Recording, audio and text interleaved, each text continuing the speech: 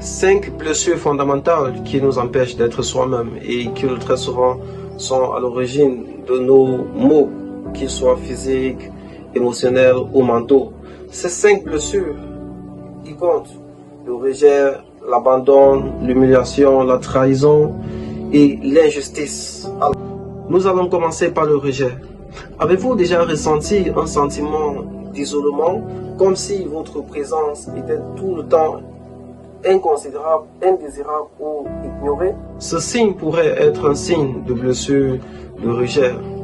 Et cette blessure est souvent considérée comme la plus douloureuse des 5 blessures. Les gens qui souffrent de cette blessure ont souvent la peur d'être rejetés par les autres, une réduction d'estime de soi, et elles perçoivent leur valeur à travers les pensées ou ce que disent les autres. Alors, voici quelques conseils pratiques pour entamer la guérison de cette blessure. Acceptance et reconnaissance, c'est-à-dire il faut accepter d'abord et reconnaître que vous êtes vulnérable face à cette blessure. Deuxièmement, il faut travailler sur son estime de soi. Travailler sur son estime de soi, c'est pratiquer des activités qui vous feront reconnaître vos valeurs. Comme peut-être ça pourrait être vos hobbies, faire du sport et plusieurs choses, ça dépend de vous. Ou vous pourrez faire une thérapie qui va vers une direction à travailler sur le rejet afin que vous ne soyez plus vulnérable à cette blessure du rejet. Deuxièmement, nous avons l'abandon. Vous avez-vous déjà senti seul, même en étant en présence des autres personnes? Si cela est le cas, alors c'est possible que vous viviez avec la blessure de l'abandon.